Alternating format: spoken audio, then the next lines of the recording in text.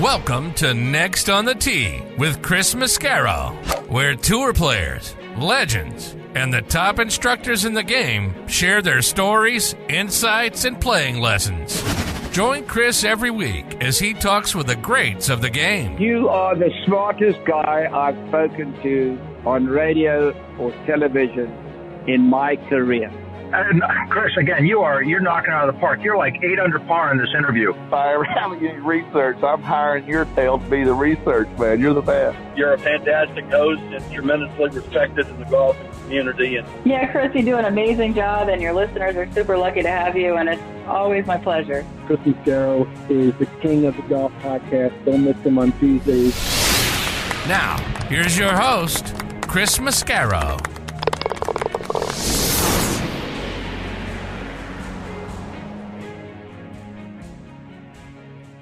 Good evening, folks, and welcome to Next on the Tee. I'm your host, Chris Mascaro, and happy PGA Championship Week to all of you.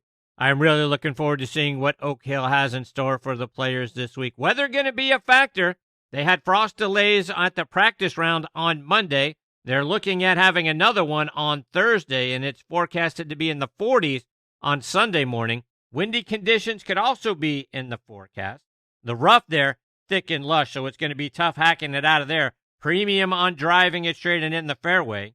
Now, Oak Hill has been the venue for several majors over the years, including 3 U.S. Opens, now 4 PGA Championships, plus a Ryder Cup, 2 U.S. Amateurs, and a couple of senior PGAs. Our good friend Sean McKeel won there back in 2003 with one of the most incredible second shots in a major championship on the 72nd hole. If you remember, hit it to 2 inches to defeat Chad Campbell. Jason Duffner won the PGA when it was last held there back in 2013. And another great friend of the show, Scott McCarron, he finished second to Ken Tanagawa in the 2019 Senior PGA. So the course has been good to some of our friends. We will certainly be talking a lot about the course tonight with the guys who have played there that are on the show with me tonight. And who are those guys? Well, first up, of course, is our resident director of instruction, Tom Patrick, who's been there several times with Oak Hill being in upstate New York. He's going to be followed by a guy who has played it and taken several amazing photos of the course, and that's Evan Schiller. Go online to evanschillerphotography.com to take a look at the great pictures that Evan has posted of Oak Hill. Following him will be PGA Tour legend, a guy who's played in the 1968 U.S. Open and 1980 PGA Championship there at Oak Hill, and that's Bruce Devlin. And then we're going to round out tonight's show with former PGA Tour pro and one of the top orthopedic surgeons in our country, Bill Mallon. So, folks, it's going to be a lot of fun over the next 90 minutes or so. A lot of great knowledge coming your way. And as always, I want to thank each and every one of you so much for tuning in and taking the journey with me tonight. I want to start out tonight by reminding you about our friends at the Macklemore, which is a private resort located just south of Chattanooga, high atop Lookout Mountain, Georgia. It's a casual 2-hour drive from Atlanta, Nashville, and Birmingham. The existing Highlands course is now ranked in the top 100 courses you can play in the United States by Golf Digest. The 18th hole, as a matter of fact, is ranked in the top 10 finishing holes in the world. A second course, the Outpost, is now under construction, which will open summer of 2024. The Outpost is another Bill Berg and Reese Jones design and features 1.5 miles of dramatic cliff edge, with every inch of that edge filled with a golf hole. A world-class hotel, Cloudland Lookout Mountain Curio Collection by Hilton, will open spring of 2024. Both the course and the hotel have incredible views into historic Macklemore Cove, 1,200 feet below. You gotta see it to believe it, folks.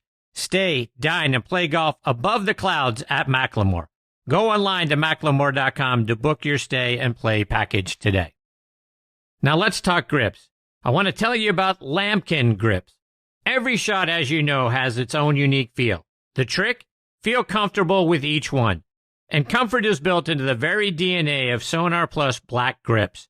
Composed of their Genesis material that provides supreme comfort and durability, with their fingerprint technology, creates a strong connection and unforgettable touch. The game changes from shot to shot. The feel in your hand shouldn't. Lamkin. Feel is everything. I also want to remind you about the all-new Stealth 2 driver from TaylorMade. If there's one thing we know golfers want from a driver, it's distance. But there's actually two things we all want: distance, and let's not forget forgiveness. That's why TaylorMade designed the Stealth 2 driver with even more carbon for even more forgiveness. To learn more about the new Stealth 2 driver from TaylorMade, visit them online at TaylorMadeGolf.com. Okay, now back and next on the tee with me, just like he is every other week all season long, is our resident director of instruction, Tom Patry. With the hot weather and afternoon thunderstorms already a daily issue down there in Florida, Tom has moved indoors to Club Champion down in Naples, Florida. So go there and learn from the best. And you can do it indoors this summer with Tom in Naples. And if you can't get there for whatever reason, well, then download the V1 video app and send Tom videos of your golf swing through that app. You can find him online at tompatry.com or on Instagram at tompatry.golf. And like I always say, don't forget to subscribe to his YouTube channel where you can watch over 300 free video lessons that are going to help you play your best golf this season. And we are certainly privileged to have him back with us again this week here on Next on the Tee. Good evening, TP. How are you, my friend? Chrissy boy! That was a good one. How are you, TP? Chrissy, I'm in our home in Key West, Florida. Wow. I just come from a friend's house where we made a little brick oven pizza and had a couple margaritas. So you got me all primed up here. We spent the day out on the boat on the water. It was spectacular. Wow. I am recharging my batteries to do battle for the summer season. Good for you, my friend. It doesn't seem like it could get any better. It's always good to be Tom Patry, but even particularly now, this week. It's good. It's good to be Tom Patry married to Mrs. Patry. What it really is. That's what it really is. What it comes down to. Exactly. God bless Denise. Exactly. Tom, before we get into all the golf news of the week, when last we left you, you were about to do your annual Marathon Golf Holes event to raise money for local charities. Update us on how many holes you played and how that went. Actually, Chris, it's the South Florida PGA Foundation, which has become a very special, dear thing to me. The foundation embraces, I think, 7 or 8 different charities to raise money for different charities in the South Florida area, both on the East and West Coast. I've been doing it now. This is my 7th season doing it. And I do it in the form of a golf marathon where people pledge either by the hole or a flat donation. And this year I played a mere 150 holes. Oh, my. 150 holes. How long did it take? Well, we teed off at 7:15 a.m. and we wrapped it up at 6:15 p.m. My driver, Meredith Schuller, who's the assistant executive director of the South Florida PGA, is my driver every year. And really, Chris, to be honest with you, we don't really rush. I mean, she drives, I get out and I hit it, and she drives, I get out and I hit it, and it's really, I don't feel rushed at all. And Meredith lives on the East Coast where our headquarters are located, and she has a couple of young children. She had to get back home, and I told them when we finished, I think I had 9 more good holes in me, and she bailed out on me. Oh my! Yeah, so I think I'm going for 160 next year. I'm going for 160. So if anybody out there feels charitable and feels like giving back to the game, it's a great way to give back. The foundation does tremendous work in the South Florida area for, like I said, 7 or 8 different charities. A veterans charity, a children's hospital, Habitat for Humanity. It goes on and on. It's really, really special, and I enjoy doing it. And 150 holes, it's like half a day. It's only 12 hours. It's half a day. It's not a big. How long was the hospital stay afterwards? When did you get out? Thursday, Friday? I what's really crazy about it? About a week before my date to do this, I was scheduled every year. I had a hip pointer, and my left hip was killing me. And Meredith tried to get me to change the date and yada yada yada, and just some very good drugs and a lot of perseverance and the Italian DNA, and off we went. So we did fine. All right, so let's change gears. I mean, kudos to you, by the way, for all you're doing for charity and for the game of golf. So that's huge, monk. Thank you. It's PGA Championship week, Tom, and I hear the weather up in Rochester, New York this week it's going to be a balmy 36 Wednesday morning. They had a frost delay on Monday for the practice round. May have one again on Thursday morning before they can actually get the tournament kicked off. The low on Sunday is forecasted to be 46. Boy, Tom, I'd hate to be the guys with the early tee time on Thursday. No, they just got a new shipment of Coppertone in, and sunglasses and sun umbrellas. You know, as a PGA member, there are certain things that my organization that is very dear to me does that just baffle me. And when they had the schedule change, or they even negotiated the schedule change, whoever thought it was a good idea to move the PGA Championship to May in the Northeast, it just baffles me beyond belief. I mean, I understand that these venues are set, contracts are signed years and years in advance for majors, but once they made the schedule change, why the powers to be didn't sit down with the powers to be at Oak Hill and say, guys, this could potentially be a disaster. I mean, it snowed in Rochester here 4 weeks ago. And not only that, but the amount of pressure you're putting on your staff, you're putting on your green superintendent, and the possibility of an embarrassing situation to the host facility, which you never want to do, obviously, is enormous. So why not say to them, listen, why don't we trade this out for a later Ryder Cup, or why don't we trade it out for some kind of special event, or do something? But we can't take the risk. And by the way, I think in 2 years it's at Aronimink in Philly in May, which again could be dicey. If you get a bad winter, or you get a late season storm or something, it's just I hope it works out. I hope all is good. I hope everybody nobody has any egg on their face, but there's some potential there.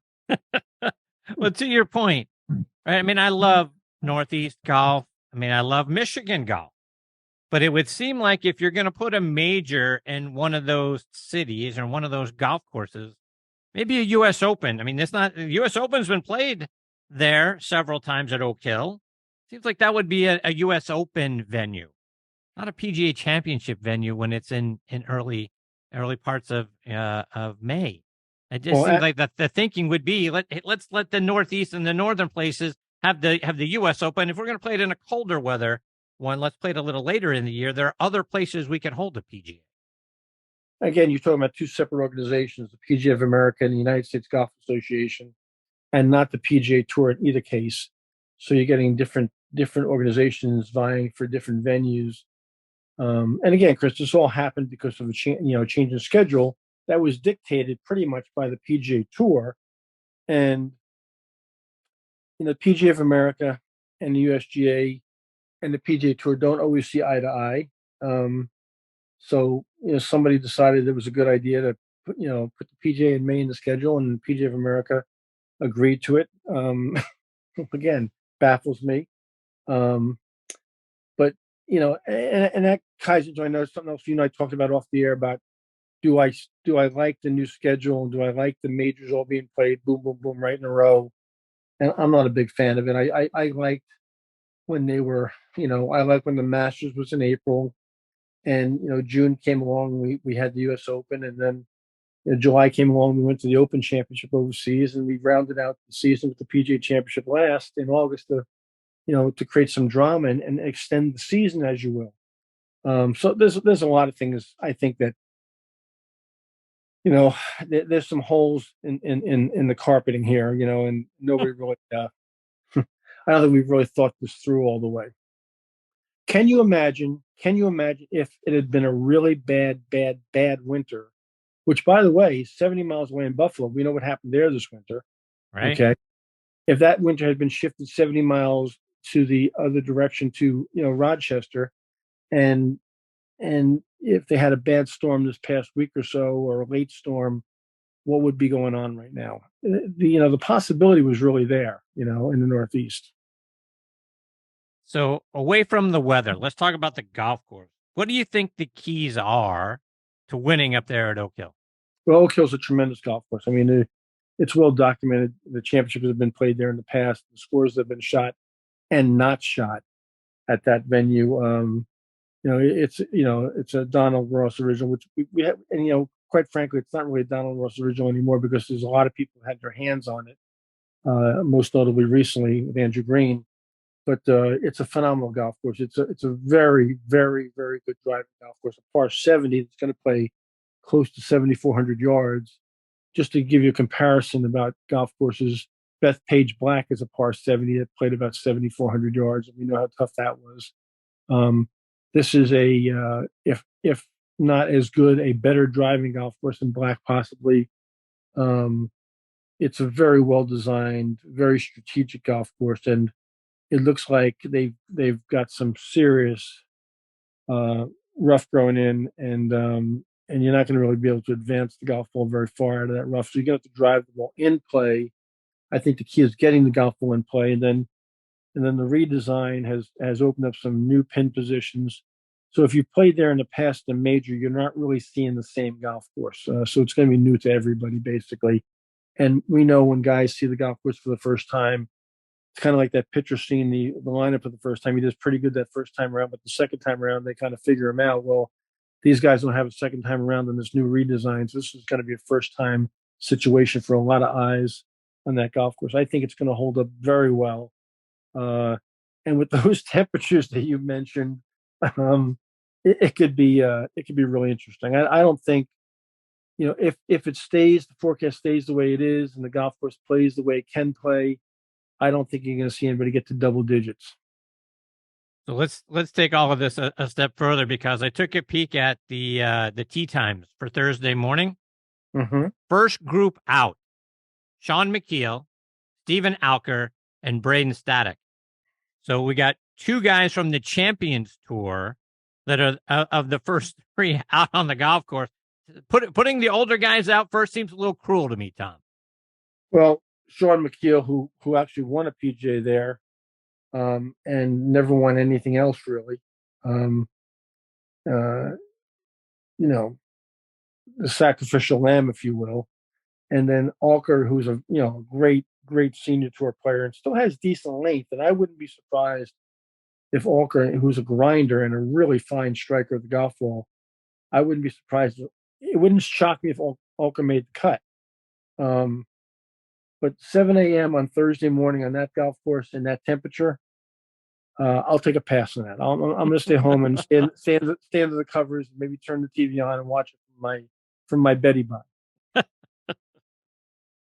Let's switch gears a little bit. And the last time we heard from Rory McIlroy, he was taking a mental break following missing the cut at the Masters. And he's gone from finishing tied for second at the Arnold Palmer Invitational, then finishing third at the Match Play, to missing the cut at the Players, missing the cut at the Masters, finishing 47th at Quail Hollow.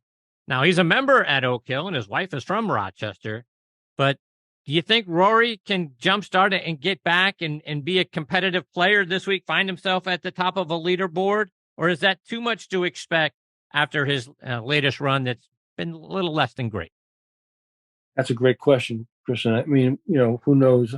Rory McIlroy to me is an enigma. I just don't understand Rory. I don't understand some of the decisions he makes, and I don't understand how somebody as talented as he is. I mean, he is so talented.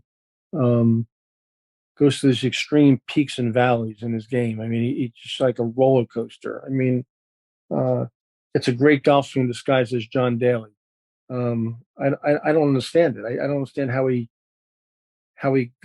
just goes from one extreme to the other. I mean, you look at him on the range hitting golf balls, you bet on him every single week. I mean, that just is as good a golf motion as you're ever going to see. And he obviously hit all the shots. See, we've seen him putt good. We've seen him putt horrible. It's like Dr. Jekyll and Mr. Hyde.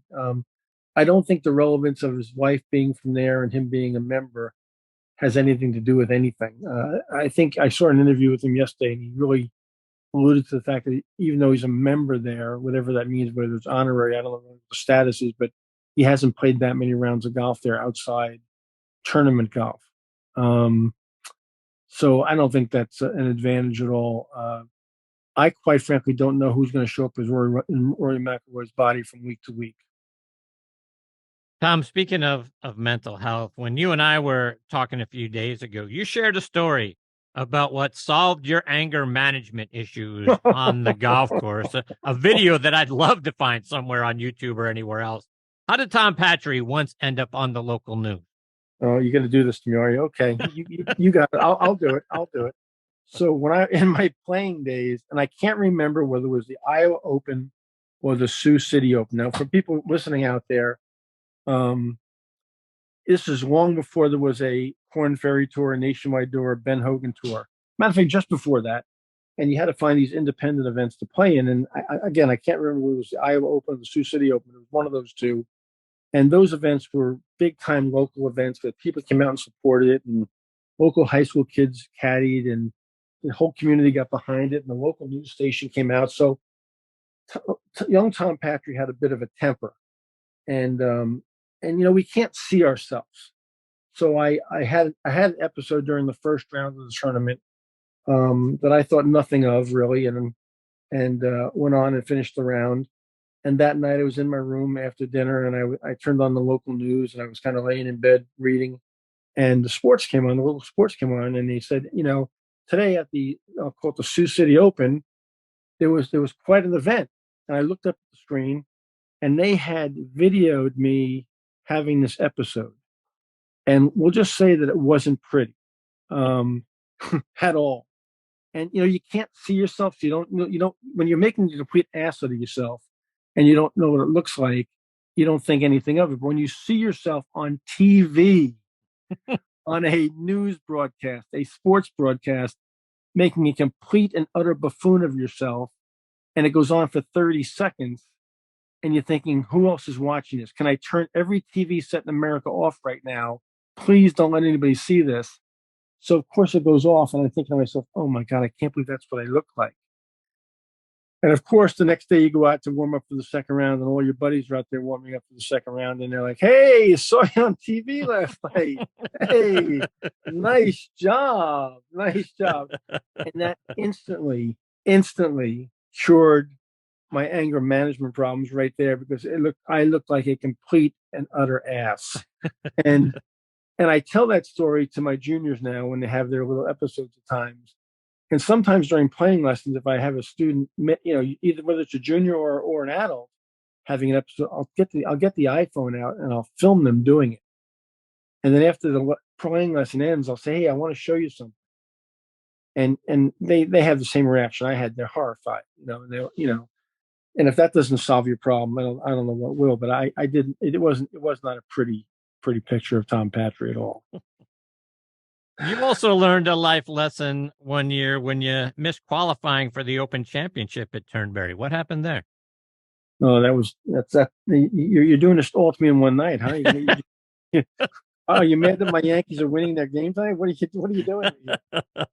That's actually an incredibly sad story still. Every time I tell it now, and because we're going back now. What year was that Open at Turnberry? What year was the first Open at Turnberry? I got to think about this for a second. It had to be. It was 18 something. Stop. It was in the middle 80s somewhere. Anyway, so I was playing in the final qualifying for the Open Championship at a place called Glasgow Gales, which is not too far from Turnberry, where it was being held. And 36 holes in one day, and the weather wasn't terrible, but it wasn't great either. It was a little dicey. And I remember I played relatively well in the morning, a couple under, and the scores were not very low. And I went out in the afternoon, I was playing quite well. And, you got to shoot a good score to get into this thing. There weren't that many spots available. And I got to the very last hole. And, of course, back then, there's no scoreboards at a qualifying event, so you don't really know exactly how you stand. You've seen the 18-hole scores when you finish the first 18, but you don't really know for sure. But I felt like I was really close. I drove it right down the middle at 18, and I remember I had a 6-iron into a green, and the green was kind of a diagonal green from front right to back left with a face bunker along the front of the green, and the pin was tucked over that bunker in the back left corner of the green. And I was under the impression, through some poor mathematics, that I thought I needed a birdie to qualify. And I had a yardage, and I hit a shot, and I hit it very, very well, hit it right in the middle of the face, and I was kind of posing, thinking this thing was coming right down the flag stick. And the flag was just cut a yard or two over this bunker, really close. And I'm thinking I just stuffed it in there, just flagged it. and the ball comes down and it plugs in the top lip of the bunker. Hmm. And I felt like just the blood rush out of my body. We walked up there and it was pretty bad. I tried to hit it and it came back in the bunker. I knocked it out about 5 or 6 feet and I missed it, made double, and I got in. And I didn't need birdie at all. I needed just bogey to qualify. Wow. And missed by a shot. And thank you for making me relive that, Chris. I really appreciate that. That's like the year the Yankees lost the 3-game lead to the Red Sox. What you just did to me. I will never forgive you for making me tell that story. And I hope everybody's enjoying that, including you. But there will be repayment of that at some point in our life together. No doubt. Tom, one of the awards that's given to local PGA professionals each year is the Bill Strasbaugh Award, which is designed to recognize the PGA professionals who, by their day-to-day efforts, have distinguished themselves by mentoring their peers and being a service to their local community. You actually had a relationship with Bill Strasbaugh. Talk about him. Yeah, actually, it's both a section award and then a national award. And the first thing I'll tell you is it's an incredible award. It's a very, very prestigious award. And one of my dear friends, Jack Druga, has just won the national award, and it'll be presented to him in, I believe, November at Frisco, Texas, new headquarters. And I'm going to attend that presentation, that dinner. So I'm so proud of Jack and so happy for him. But Bill Strasbaugh was a mentor to me, a friend to me, a father figure to me, and a man that I spent a tremendous amount of time with. He was the only professional in the history of the PGA of America that's won all 4 of our national awards: the Horton Smith Award, the Professional of the Year, the National Teacher of the Year, and then was presented the very first Bill Strasbaugh Award, which was named after him. And these sporting organizations don't generally create awards, Chris, while you're still alive, which you're dead to do something like this. So the fact that they named an award after Bill while he was still alive speaks volumes about who he was and what we all thought of him. But Bill mentored me in my teaching tremendously. We became very, very close. He was a very unique individual. He had an incredible memory for events and happenings. I can't tell you how many times I was with him when, like, for example, at the PGA show, where somebody would walk up to him and say, "Bill, my name is," and he would interrupt him and say, "Your name is Chris Mascaro, Chris, and you were in my business school 2 class in 1968 in Kansas City. I believe your wife's name is Beverly, and John and Jay are your 2 sons. How are they doing? They should be about college age right now." And the person would look at him like, what in the hell just happened there? And who is this guy? Is he from Mars? And I saw him do that, Chris. I saw him do that 100 times with people. Just an incredible, I guess you call it photographic memory for dates, events, and people and happenings. He was a very special man. He was very special to me. He developed a brain tumor and eventually died of that tumor. And a few weeks before he died, I called his wife Dottie. He had been taken back to his home, and they knew it was terminal at that point. There wasn't much time left. And I said, "Dottie, I got to come see Bill one more time." And Dottie said, "Well, Tom, he's not seeing anybody. He's not even seeing our own family right now." I said, "Dottie, please go ask him. I need to see him. I need to come and see him one more time." She went in to see him, and she came back to the phone. She goes, "He wants to see you." I said, "I'm going to drive down tomorrow." So I drove from New York down to Maryland, where he lived, and they had moved a hospital bed into the home. And Bill had lost his ability to speak at that point, but was still as sharp as a knife, other than not being able to speak. And I got in bed and held him and talked to him for close to 2 hours. And he'd squeezed my hand and as a recognition of what I was saying. And I left, and he was dead in a couple of days. But he was an incredible guy. Meant the world to me. Jack, who won the award this year, is going to get presented to the award this year at our annual meeting. And I were both very close to him. As a matter of fact, when he retired from Columbia Country Club in Chevy Chase, Maryland, they started a 2-man pro the year he retired, to bring all his friends and admirers in to play in this 2-man pro. And Jack and I won the first Bill Strasbaugh pro that year at Columbia, which was really special to both of us. And we miss him every day. Let's switch gears to a happier note. As you know, my next guest is Evan Schiller. You guys have been great friends for many, many years. When I've looked at Evan's college career, everything I've seen are his days at the University of Miami. But rumor has it that might not have been the first college that he ever attended. What's the story behind that? Evan is a very, very dear friend of mine. He was actually my first hire when I became director of instruction at Westchester Country Club. We traveled for a number of years together all over the world playing golf and all over this country playing golf, and a hell of a player. But he did have a little glitch in his college career. He originally went to school in New Orleans at a place called Tulane, the fabulous Green Wave. And rumor has it that Evan had a little problem finding his way off Bourbon Street and into the classroom. So they excused Evan and asked him to pack his bags and go home. So he went from one school of higher learning, Tulane, to another school of higher learning, as we all know, the University of Miami. Let's go from one party atmosphere to another. Let's go from Bourbon Street to South Beach and hang out there. But he's a good friend of mine. I love the guy to death. He's a real. I'm going to tell you what. One year playing, he forced. If people don't know what force spotting is a thing that's almost a thing of the past now. But we used to be able to play on Mondays to try to get into a tour event. It'd be about 160 guys, 150 guys for 4 spots.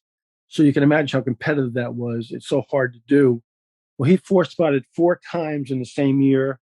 In that same year, qualified for the U.S. Open at Shinnecock and won a regional tournament called the Westchester Open all in 1 year. So Evan Schiller, who is now one of the great golf photographers on the planet, and I don't say that in a prejudiced way at all. It's just a fact. He is. Got a few of his works hanging in my office at home, and I look at him every day and love him. Was a hell of a player. A really beautiful golf swing and a really talented ball striker. And whenever I can give him a little bit of shit, I love giving it to him. Well, there also was an event, right, in Munich, Germany, when you guys were going through European Tour qualifying? I shouldn't talk to you off the air too much. You remember too much. We, my man Evan Schilbo and I flew into London, England, in a quick stopover for a couple of days on the way to European Tour qualifying, first stage or second. I can't remember if it was first stage or second stage. Anyway, the stage leading to the final, which was going to be in Valencia, Spain. And we hopped off the plane and we're going to grab a rent-a-car. I was getting the bags out of a taxi probably at that point. I'm trying to remember how we did this. And he ran in to get the rent-a-car. And he came back out after a couple of minutes and said, I said, you get the car? He goes, yeah. He goes, and we got a date tonight. He goes, yeah. He goes, you and I had taken these 2 girls to work inside at the Hertz office out to dinner. I said, what are you talking about? I said, we got to practice tomorrow. No, it's okay. It's okay.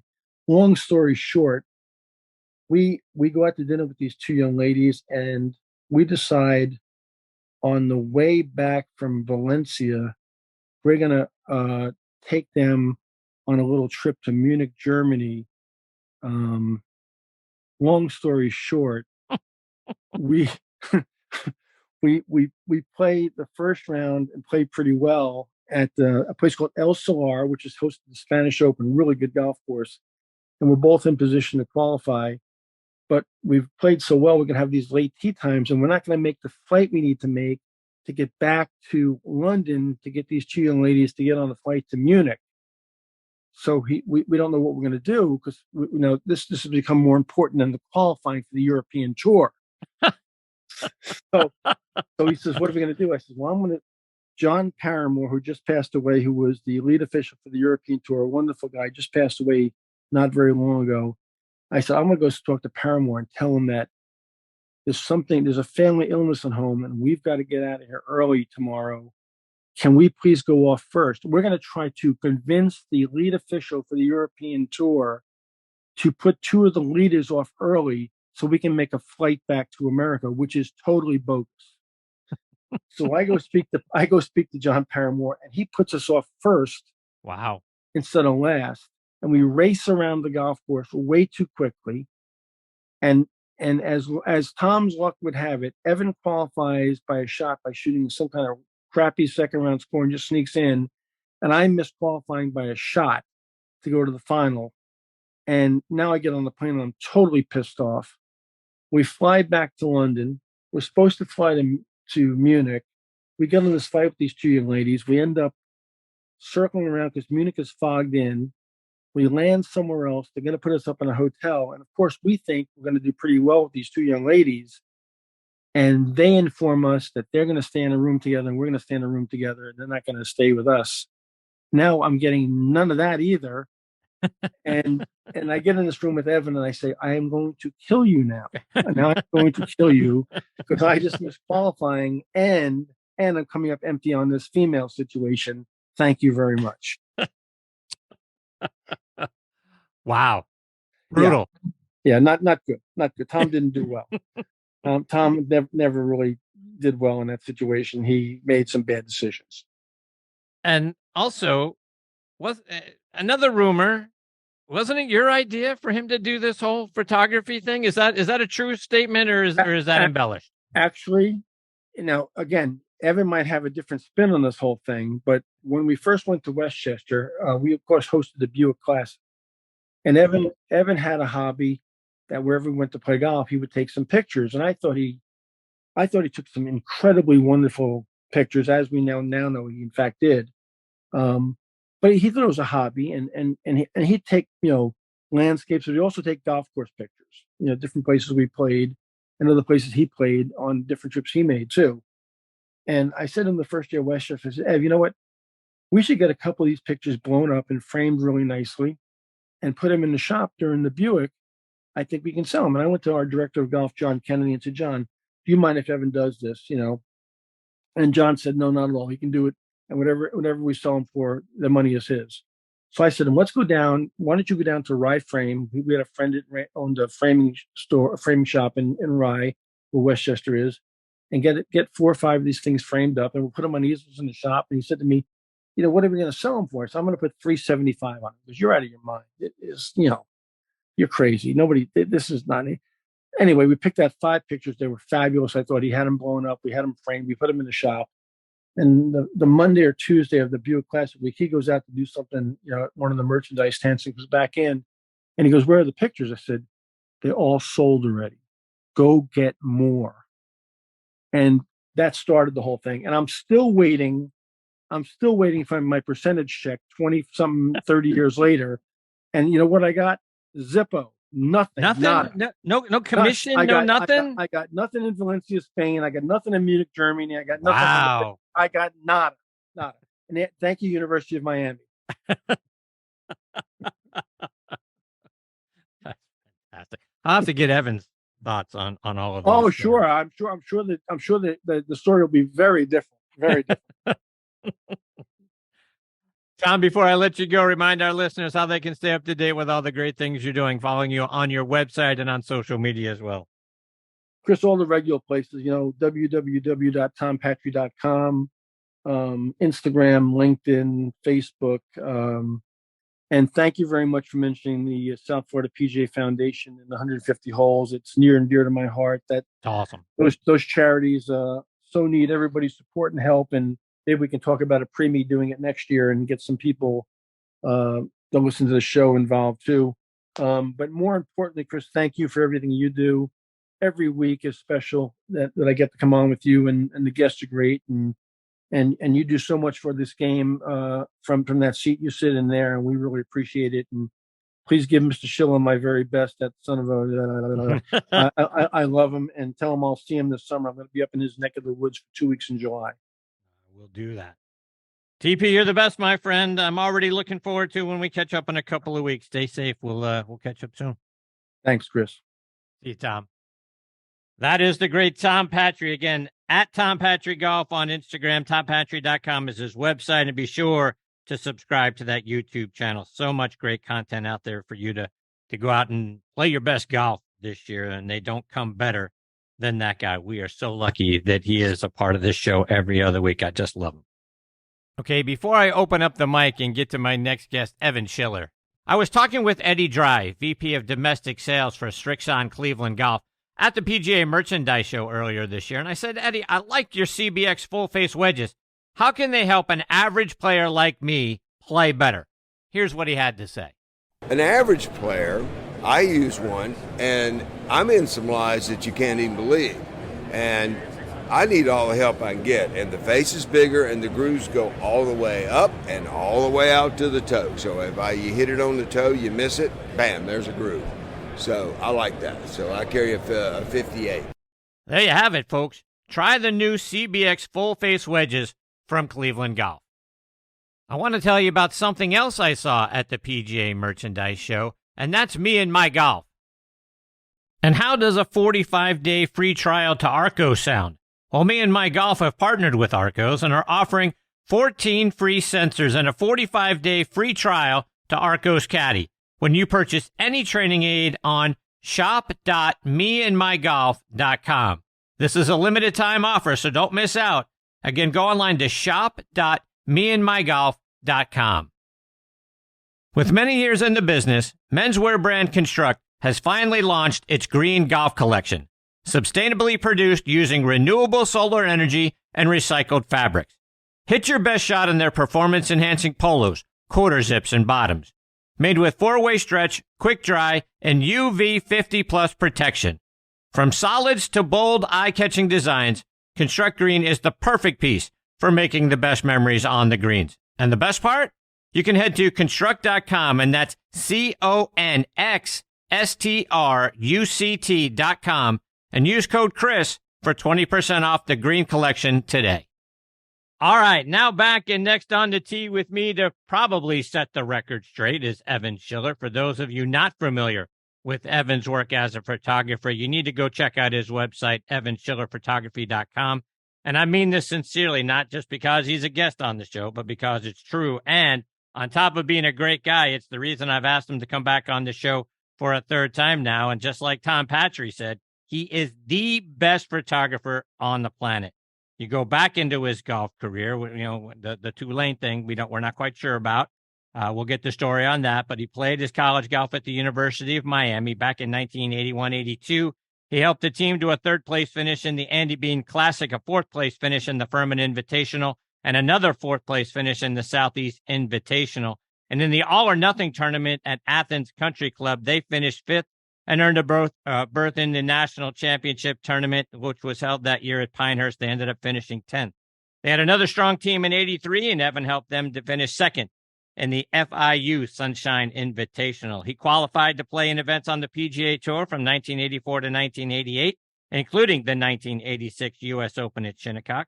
He has now photographed over 600 championship courses worldwide, and I'm looking at his calendar hanging right here on the wall in my studio, and I am honored he is back with me again tonight here on Next on the Tee. Hey, Evan, how are you, my friend?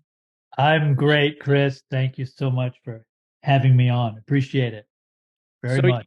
You got to set the record straight. Is all that stuff Tom Patry said true? It's exactly how he said. As far as I know. So, as far as he knows. No doubt. So tell me about the beginnings. Tell us about how the whole photography thing came together and why you're now the best golf photographer on the planet. Wow. Actually, Tom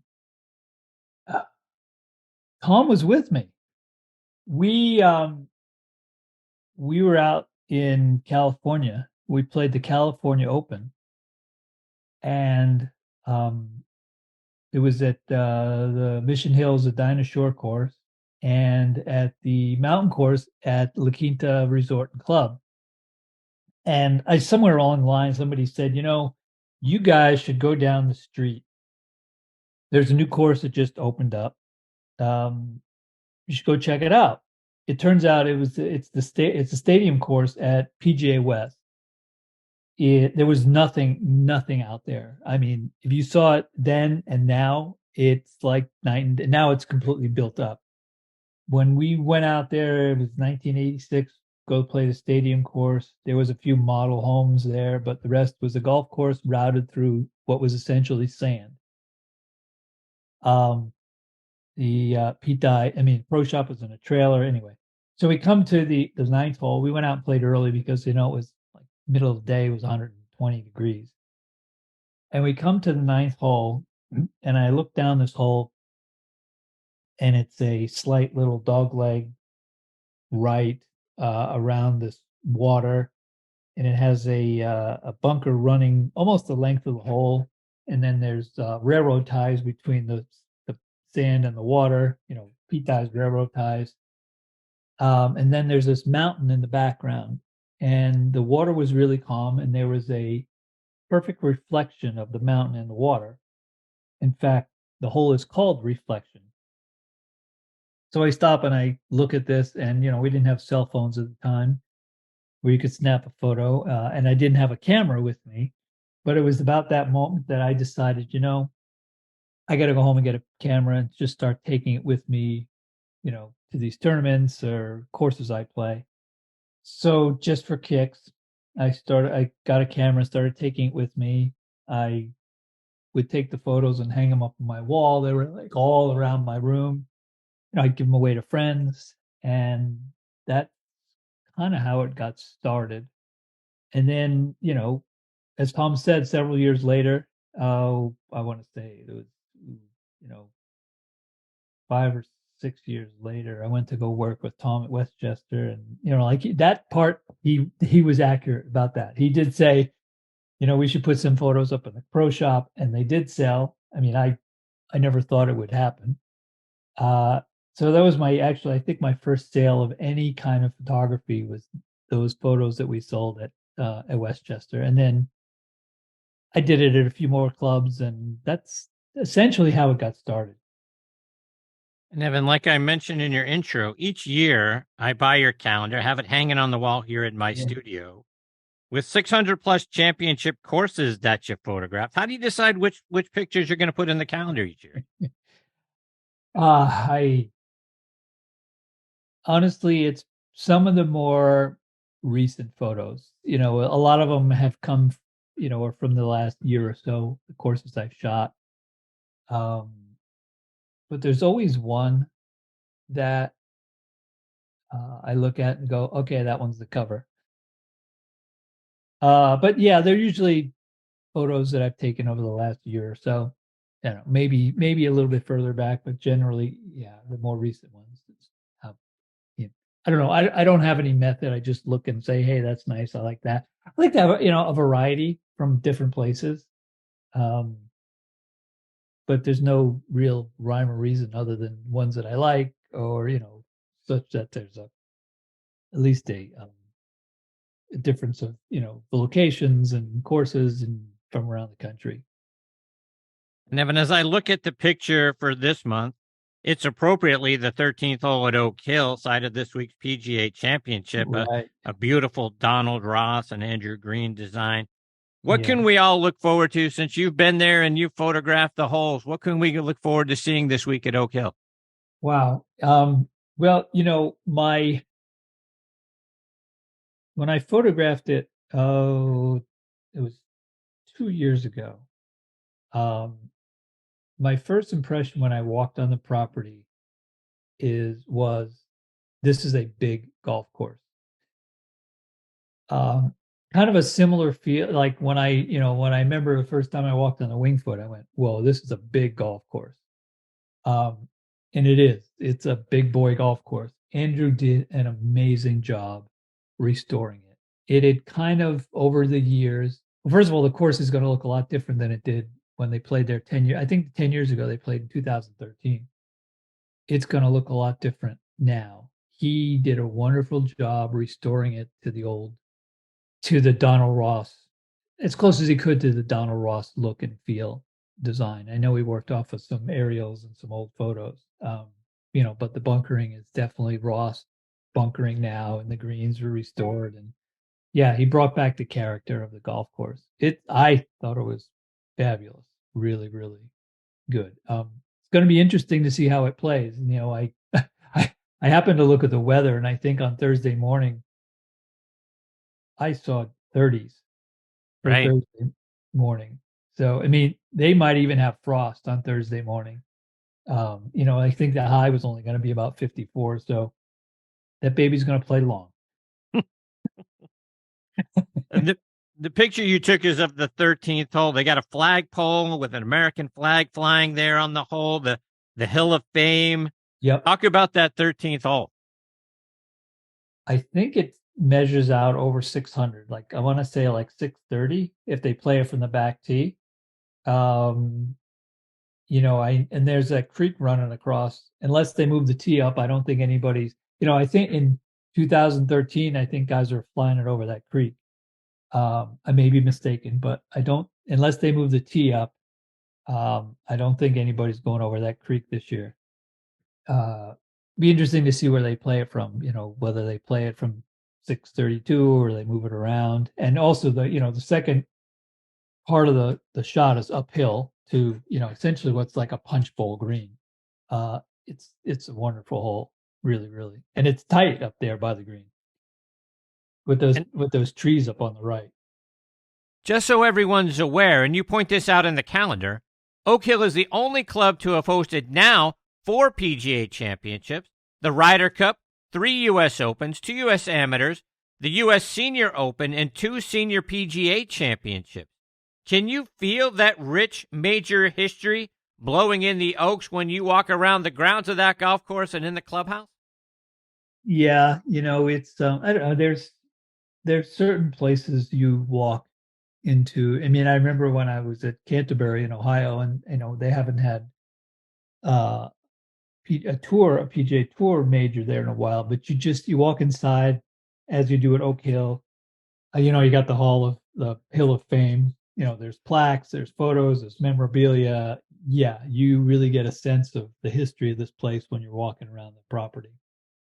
It also, helps knowing when you walk in there what's transpired. I mean, I remember watching the PGA in 1980 when Nicklaus won. Yeah. Yeah. So yeah, it's definitely there's a lot of history. Yeah, you definitely feel, especially when you walk in the clubhouse, around the grounds. I remember walking around there and saying, "Hey, I remember what happened on this hole. What happened on this hole." So, and I'm standing. I remember I was standing on 18th green and trying to envision. I remember that shot that Sean McKeel hit in there on Sunday. So yeah, it just kind of brought back memories as I was walking around that place for, basically I was there for almost a week. And Evan, you talk about Jack. The picture you chose for the calendar for the month of June is Baltusrol, another course with a long history of hosting major championships, a little south of Oak Hill in Springfield, New Jersey. And I didn't know this until I was doing the research, but it's actually named after a man, Baltusrol, for a guy who owned the farm on that land once upon a time. And it's another great place where Jack won a couple of U.S. Opens. I know you're a Tillinghast fan. What was it like photographing that course? Well, Jack won the U.S. He won the U.S. Open there the same year he won the PGA at Oak Hill, 1980. Because I remember being there. I was there in 1980 on Sunday, and being on the 18th hole, he was playing with Aoki, and you couldn't get near the green. There was so many people. So I remember my brother and I were there, and we were crawling under people's legs. It was kids. I remember crawling through people's legs, and I got up to the green, and Jack was putting right at me. That putt he made in that last hole, coming right at me. And I'm holding up his club, and then they had a big sign up on the clubhouse. Jack is back because he hadn't won a major. I think it was in 1977. I think it was 5 years, maybe. Yeah. Sounds about right. Yeah. Baltusrol, when you walk around the clubhouse, it's like walking through a museum. It's because they have so much memorabilia there. I don't know that I've ever seen a clubhouse like it, with all the photos and memorabilia. I mean, everywhere you go, especially, like in the men's locker room and it's amazing. It really is amazing, all the stuff they have there. It's really cool just to walk around and look at it and read it. Really old photos, some of the newer ones. And it's each time I've gone there, I think I've gone there 3 times now to shoot the course. Most recently was a couple of years ago because Gil Hands just did a big renovation to the lower, restored the tilling house, restored it to a true tilling house. And I've stayed in the clubhouse because they have these rooms upstairs, which are really nice. So that's always kind of nice. You get up in the morning, walk downstairs, get in a cart and go out and shoot the course. Wow. Yeah. Just another cool place. And that clubhouse is amazing. Evan, it's got to be very challenging to try to capture the hole in the way that you want to capture it. You're dealing with weather and cloud cover and position of trees and where is the sun and other obstacles, which means everything has to be in perfect sync for you to get the picture that I'm guessing you have envisioned in your mind. Talk about the patience that you have to have for all of that stuff to line up. Yeah. Well, one of the things that, and I remember my father saying this. He said, and it wasn't necessarily about photography, but it was about other things. He goes, there's a lot of things that you don't necessarily have control over. And in this case, it's the weather for me, because what I do is so reliant on the weather, but I really have no control over that. He goes, but what you do have control over is how prepared you are. So one of the things that I do whenever I get to a golf course is I scout it pretty thoroughly. And by what I do is, I'll drive around the course. And I have this little app called the Sunseeker. So I'll drive every hole, and I generally will walk up on the tee, maybe out in the fairway,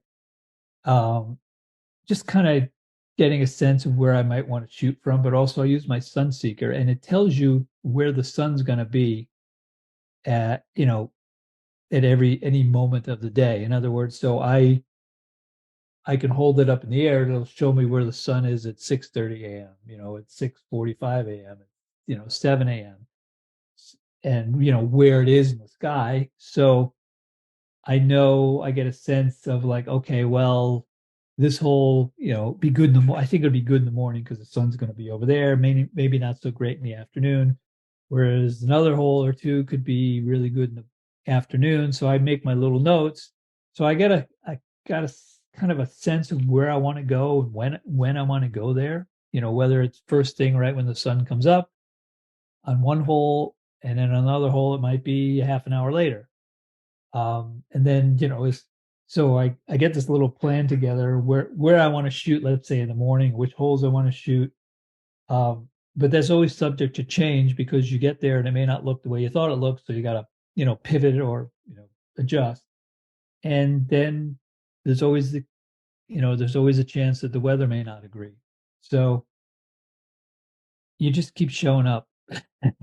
Really, you just keep showing up, and more times than not, it works out. And sometimes you show up and it doesn't. I can think of I did a shoot up at Sand Valley a number of years ago. I think it was like 4 years ago. And I literally rained for 4 straight days. Oh my. Yeah. And I sat around the clubhouse eating a lot of calamari, which was really good. And I went to talk to the Kaisers actually, and the GM there. I said, well, "What do you want?" I said, "What do you want to do?" I said, "Well, if you want, I can hang out for I can hang around for another 3 or 4 days because I got nothing else." They go, "Great." So literally, it was just kept raining. I think it might have rained for 4.5, almost 5 days. So on the 5th day, it was raining, and I was ready to pack it in. And I didn't have to go far because I was staying right there at the lodge. And I looked out on the horizon and I could see a little break in the clouds. And, but it was getting near sunset. And I said, you know what? I'm just going to put my stuff in the cart. I'll cover it. And it was still raining.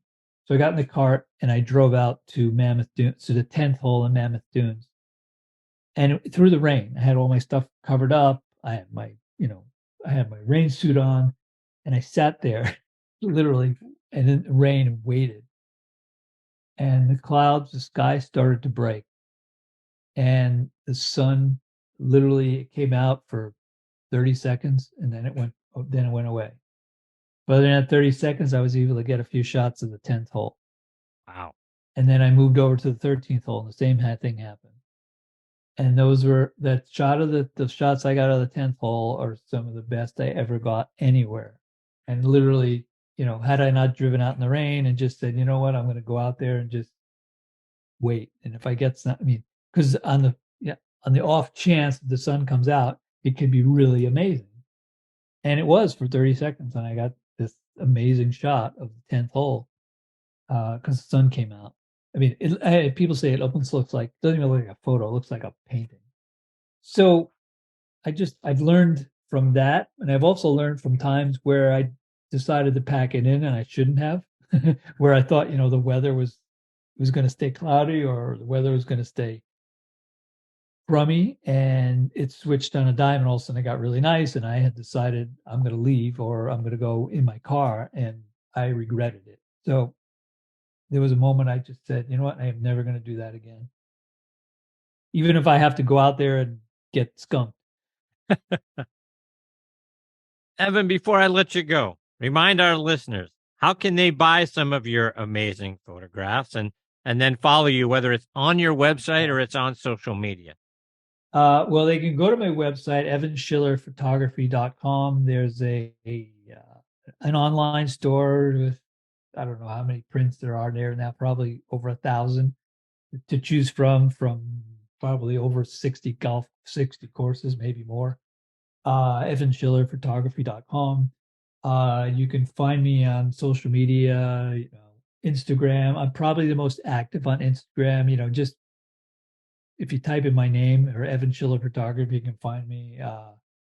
Also on LinkedIn, and Facebook, and Twitter, and TikTok. Yeah, all of them. Evan, it's always a joy having you as part of the show.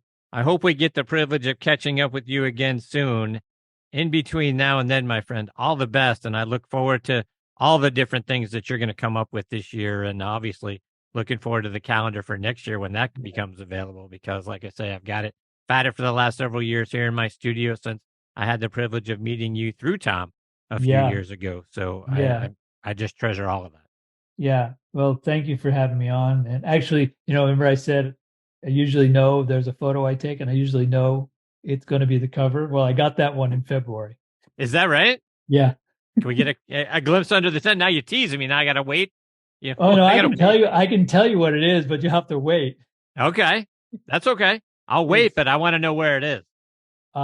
It's of the 18th hole at the red course at Streamsong. Oh, okay.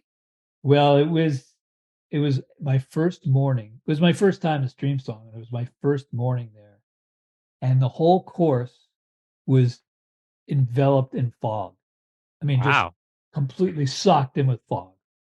And I was sitting by the 18th tee, drone on the ground, and the fog starts to break, but only breaks.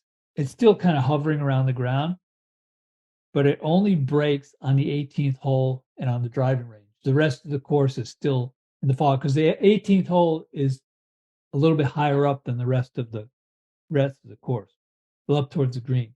So the rest of the course was completely socked in, as were the surroundings. So I got the drone up and I took a picture of the 18th hole, and it literally looks with the fog, and it looks like the hole is on the water because of all the fog. You can't see the rest of the course. You see some towers from the old mines.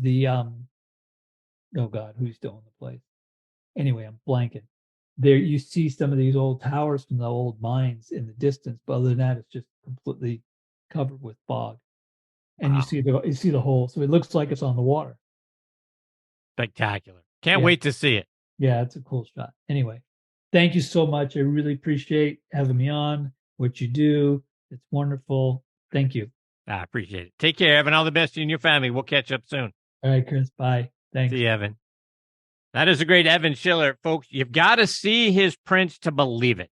I mean, the shots that he has and the hundreds of courses he has them from are all just absolutely breathtaking, and they're all perfect. And the lighting is perfect. The way that he's got it shaped, the angles that he takes it from are all perfect. It's tremendous stuff. It's just, when you see his photos and you're trying to think about which one do I want to have framed in the house, you can't pick one because there's dozens of them that we all want in our homes and in our offices. You got to go online to see it. EvanSchillerPhotography.com is his website. And hopefully we get the privilege of having Evan talk more about the things that he's doing this year and the images he's captured back on the show a little bit later on this summer. My next guest is Bruce Devlin. Before I get to Bruce, I want to remind you about 2 Under men's performance wear. They're the unofficial underwear of the PGA and the 2020 Ryder Cup team. Ricky Fowler is their global ambassador, and over 50 other PGA, Korn Ferry, and Champions Tour players wear them. Just to mention a few, like David Toms, Jerry Kelly, Justin Thomas, William McGirt, Scott McCarron, and Chris DeMarco. The Joey Pouch technology provides the ultimate male asset management, delivering maximum comfort from the tee box to the boardroom to the bedroom. Use code NEXT20 to save 20% off your order at 2under.com. That's the number 2, UNDR.com. 2 Under, performance in your pants. And you walk a lot of miles in life and on the course, so make sure you're walking in the right shoes. Skoni changes the game with an affordable line of the most comfortable, versatile, slip-on golf shoes that can be worn anywhere. They're made with breathable microfiber fabric, spikeless treads, and an adjustable lace lock. And they're easy to clean, too, so spend less time changing shoes and more time living in them. Visit Skoni.com and use code NXT on T20, so next on T20, at checkout for 20% off. That's Skoni.com, SKONI.com. They're also available at golf specialty retailers and green grass pro shops nationwide. Relax. Easy now. Find your happy place. It's all in the hips. Just tap it in. Yes! Find the latest clubs and apparel at Golf's Happy Place, the PGA Tour Superstore. All right, now back in next on the tee with me is PGA Tour legend Bruce Devlin. Let me remind you about Bruce's background. He was born in Armidale, Australia. He won the 1959 Australian Amateur Championship, turned pro in 1961, joined the PGA Tour in 1962, and he won 8 times out on the tour between 1964 and 1972. He also won once out on the Champions Tour. He is one of only 4 players to make a double eagle at the Masters. He holed a 4-wood on the par 5 8th hole in 1967. He played in 61 majors on the PGA Tour, made the cut 51 of those times, and had 16 top 10 finishes. He had 31 professional wins in all, including 8 on the PGA Tour and, like I say, 1 out on the Champions Tour. His last win on the PGA Tour came at the 1983 New Zealand Shell Open at the age of 46. He was 57 when he beat Dave Eichelberger in a playoff to win the FPH Healthcare Classic out on the Champions Tour. He retired from competitive golf in 1998 to focus on his golf course design business. He's designed over 150 courses around the world. His courses have hosted several professional golf tournaments on all tours. He's also one of the all-time great broadcasters. He worked for NBC and ESPN, and I am beyond thrilled to have him back with me again tonight here on Next on the Tee. Hey, Bruce, thanks for coming back on the show. Oh, you're welcome, Chris. Thanks for inviting me. Bruce, we're on the heels of the Byron Nelson Classic. It was great to see Jason Day not only get back in the winner's circle, but do it for a second time there. You also won that event back in 1969. It was only the second year that it was named in honor of Mr. Nelson. You won by a stroke over Frank Beard and fellow countryman Bruce Crampton. What do you remember about winning that week?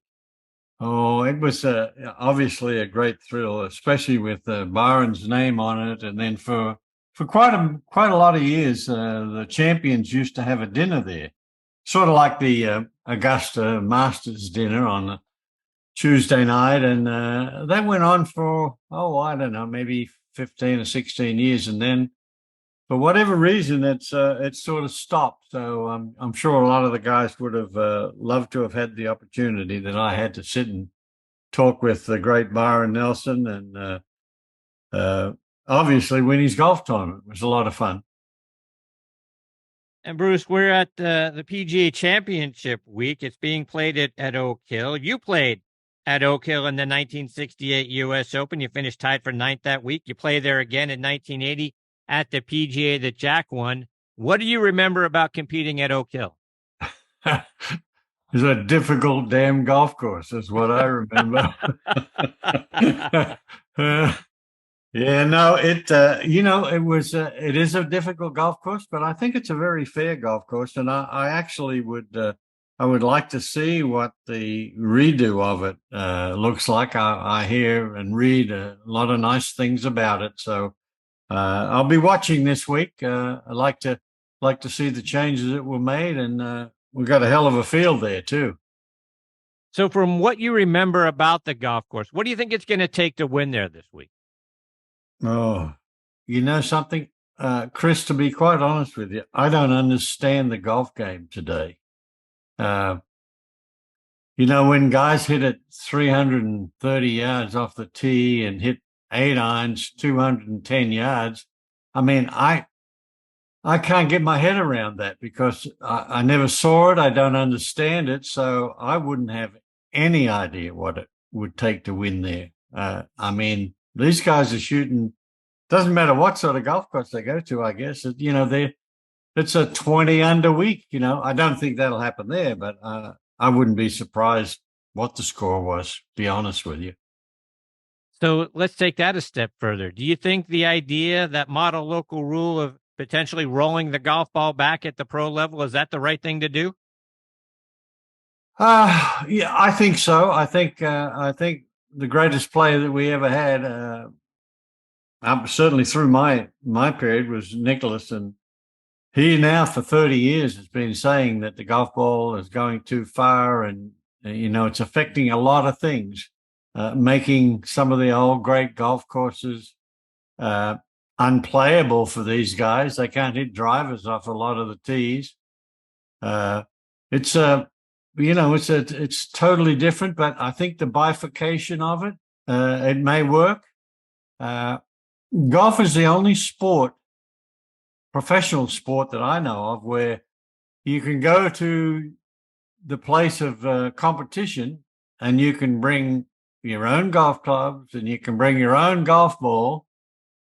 And if you think about football and baseball and basketball, they're all controlled. They're centrally controlled. So maybe this will help. I don't know. You look at a club like Merion. These guys today, I doubt if they'd hit their driver 3 times during the round. Is that right? Sure. Well, they hit 3 woods 300 yards. So, what the hell do you need a driver for? Yeah. Let's expand upon that a little bit. You wrote a book back in 1970 titled Play Like the Devil, where you gave tips for how to cut strokes off our scores.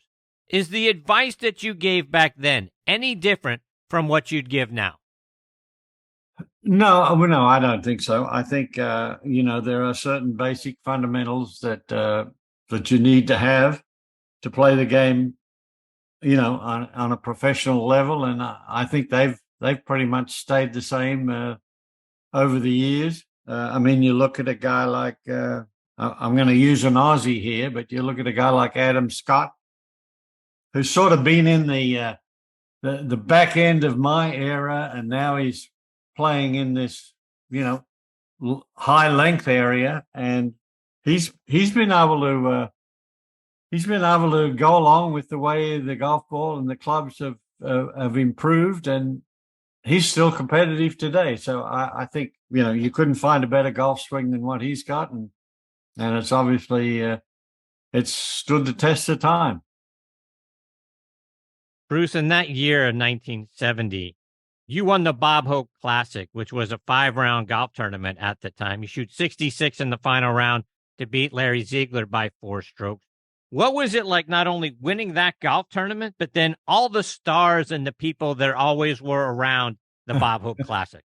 Yeah, there were a lot of them around then, but yeah, something that happened after the golf tournament was probably one of the nicest things that ever happened to me. I'm not sure you know, but I mean, a lot of people knew that I played in the Bing Crosby for 10 years with Dean Martin, the all-time great crooner in history.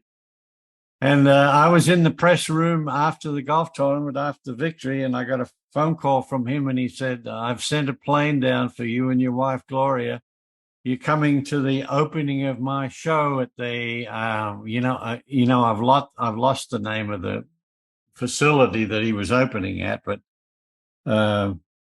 we got to get on a plane and go up to Vegas and have dinner with him, and then sat right in front of the stage when he opened the show. So that was a pretty neat way to finish a victory at the Bob Hope. I'd say it was. And Bruce, also that year, you win the Cleveland Open. The final day, you guys played 36 holes because of weather earlier in the week. You go out the morning round, you shoot 66. You come back in the afternoon, you shoot 64. It was the lowest score ever on the PGA Tour for rounds played on the same day. And afterwards, you said it was something like Houdini getting out of the casket. It was one of the best putting rounds I ever had. What do you remember about that? Yeah, well, to shoot those sort of scores, things have got to be going well. And I would say, generally speaking, Chris, I was a pretty good putter, but that particular day, I mean, it looked like a bucket. So I made a lot of putts, and that's a pretty low score to shoot in one day. But yeah, it was fun. Bob Van Hagge was a wonderful golf course architect back in the day. Talk about the impact that he had on your career. He was maybe the early part prior to him and I getting together might be the interesting part, because I was a member of a golf club in Sydney.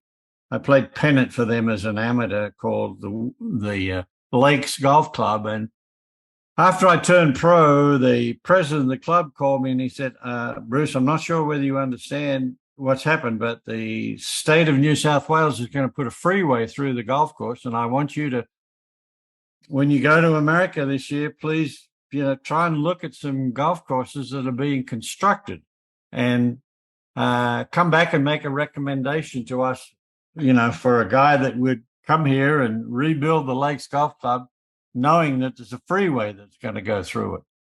Well, I looked at a lot of golf courses under construction. I never talked to one of the architects. I went back and made a recommendation that they hire Bob Van Hagge, who was a Dick Wilson protege. And that's how it all started.